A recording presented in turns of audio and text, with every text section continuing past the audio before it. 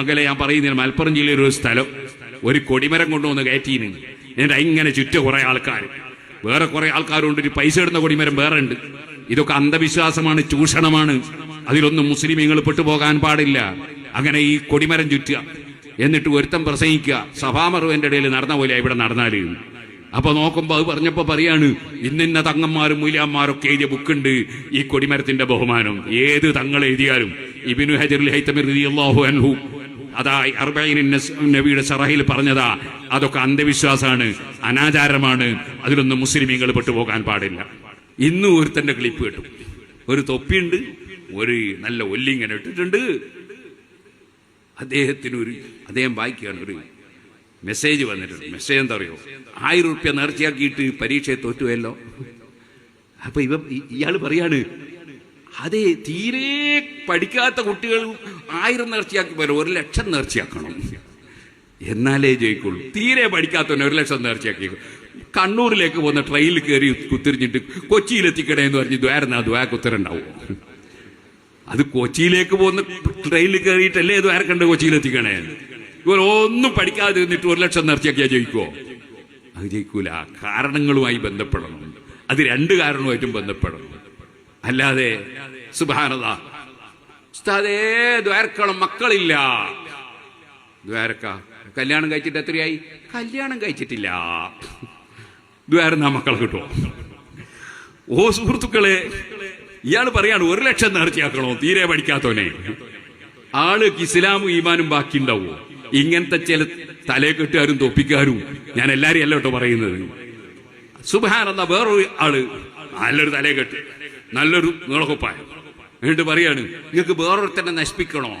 നിങ്ങൾ ബാളെടുക്കണ്ട, കുന്തെടുക്കണ്ട, ഇങ്ങനെ കൈകൊണ്ട് മൂപ്പര് യാതൊരു ജലാരി വലിക്രാം തന്നെ അപ്പുറം നശിച്ചു പോകും. കത്തിയില്ലാതെ കഠാരയില്ലാതെ ശത്രുവിനെ പീസാക്കണോ? എളുപ്പ വഴി ഇതാ, ഈ ഇടത് കൈ ഇങ്ങനെ വെക്കുക, വലത് കൈ ഒരു പിച്ചാത്തിയായിട്ട് കരുതുക, ഒരു കത്തി ഇങ്ങനെ അങ്ങോട്ട് ഒരയ്ക്കുക, ഇങ്ങനെ അങ്ങോട്ട് ഒരയ്ക്കുക.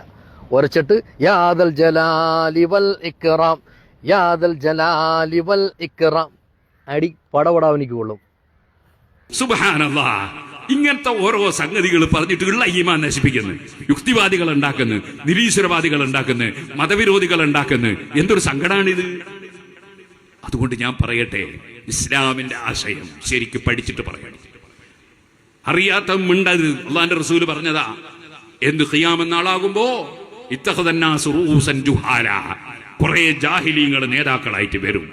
ഫസുയിലു, അവരോട് ചോദിക്കപ്പെടും. ഫാഫ്തൗ, അവർ ഓരോന്നിനും മറുപടി പറയും. ഫദല്ലു, അവര് പിഴക്കും. ഫഅദല്ലു, വേറെ പലരെയും പിഴപ്പിക്കും. ഈ ആഖിർ സമാനെ കുറിച്ച് റസൂലുള്ളാഹി സ്വല്ലല്ലാഹു അലൈഹി വസല്ലം മുൻകൂട്ടി പറഞ്ഞതാ. അങ്ങനത്തെ ഒരു കാലം. അതുകൊണ്ട് തന്നെ സമസ്ത കേരള ജമിയത്തുൽ ഉലമ അത് 40 പ്രഗത്ഭരായ ആലിമീങ്ങളാണ്.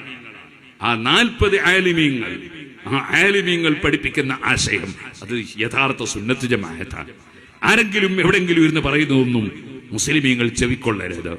ആ ആലിമീങ്ങൾ പറയുന്നതനുസരിച്ച് പറയുന്ന ആലിമീങ്ങൾ, അവരെ പിന്തുടരണം.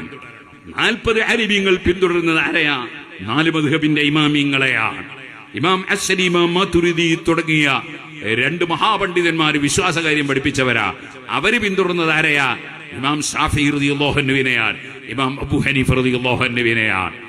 അങ്ങനെയുള്ള ഇമാമിങ്ങളെ പിന്തുടരുന്ന ആളുകൾ അവരാണ് അഹ്ലുസ് സുന്നത്തി വൽ ജമാഅ. അവരെ കിതാബുകളിലുള്ളതാണ് സുന്നത്ത് ജമാഅത്തിന്റെ ആലിമീങ്ങൾ പറയുന്നത്. അതിനപ്പുറം പുതിയ പുതിയ കുറെ തലയെക്കെട്ടും, കുറെ എല്ലാവർക്കും കിട്ടൂലേ നീളക്കുപ്പായോ, എല്ലാവർക്കും കിട്ടൂലേ തലയെക്കെട്ട്. സുബ്ഹാനല്ലാഹ്, മുജാഹിദിന്റെ പോലെ നല്ല 1-ാം നമ്പർ തലയെക്കെട്ട്. എന്തിന്? ഇവന്റെ ഈ വിഷം പ്രചരിപ്പിക്കാൻ വേണ്ടി, അതേപോലെ പണം പിടുങ്ങാൻ വേണ്ടി കുറെ ആൾക്കാർ. ഇതിലൊന്നും മുസ്ലിമീങ്ങൾ പെട്ടുപോകരുത്, ചൂഷണത്തിന് പെട്ടുപോകരുത്. നമ്മൾ അഹ്ലുസ് സുന്നത്തി വൽ ജമാഅത്തിന്റെ വഴിയിലാണ്. ഞാൻ പറഞ്ഞില്ലേ, 7 മക്കൾ എന്റേത് പ്രസവിച്ചത് ആശുപത്രിയിൽ നിന്ന്. ജനങ്ങളെ ധാരണ എന്താണെന്നറിയോ? ആശുപത്രിയിൽ നിന്ന് പ്രസവിച്ചാൽ ഭയങ്കര തെറ്റാന്നാ സുന്നികളെ വിശ്വാസം. അങ്ങനെയൊന്നല്ല. ആശുപത്രിയിൽ നിന്ന് പ്രസവിച്ചാൽ ഒരു കുഴപ്പമില്ല. പക്ഷെ ആ ആശുപത്രിയിൽ നിന്നും പ്രസവത്തിന് ബുദ്ധിമുട്ടിയപ്പോ പരിശുദ്ധ ഖുർആനിലെ ആയത്ത് ഞാൻ എഴുതി കൊടുത്തിട്ടുണ്ട്. ഖുർആനിലെ ആയത്തിന്റെ ബഹുമാനം നിഷേധിക്കരുത്. അത് എഴുതി കൊടുത്തിട്ടുണ്ട്. എഴുതി കൊടുത്തപ്പോ പ്രസവിച്ചിട്ടുണ്ട്. സ്വാഭാവികമാണ്. അള്ളാഹുവിന്റെ ഖുർആന് ഫലമുണ്ട്, അത് നിഷേധിക്കാൻ പാടില്ല. അതുപോലെ ദിക്റിന് ഫലമുണ്ട്, അത് നിഷേധിക്കാൻ പാടില്ല. സ്വലാത്തിന് ഫലമുണ്ട്, അത് നിഷേധിക്കാൻ പാടില്ല. നമ്മൾ അല്ലാഹു തആല നന്മയുടെ നിമിത്തങ്ങളായി വെച്ച മുഴുവൻ വിഷയത്തിന്റെയും ബഹുമാനം അംഗീകരിക്കണം. അതാണ് അഹ്ലുസ് സുന്നത്തി വൽ ജമാഅ. തട്ടിപ്പും വെട്ടിപ്പിലൊന്നും ആരും പെട്ടുപോകരുത്. അല്ലാഹു തആല ശരിയായ ഹഖായ ദീൻ പഠിച്ച് അതനുസരിച്ച് പ്രവർത്തിക്കാൻ നമുക്കെല്ലാവർക്കും തൗഫീഖ് നൽകുമാറാകട്ടെ.